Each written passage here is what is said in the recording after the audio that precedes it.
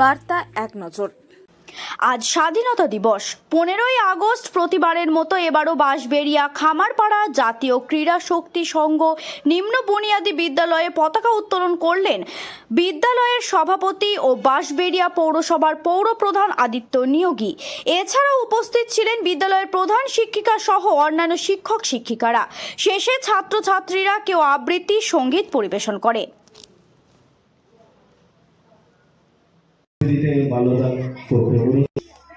এখন সম্মানীয় পক্ষ থেকে মাল্যদান সৌভিষের পক্ষ থেকে একটু আস্তরণ করছি শিক্ষক শিক্ষিকাদের পক্ষ থেকে সবাই একসঙ্গে জাতীয় সঙ্গীত করো।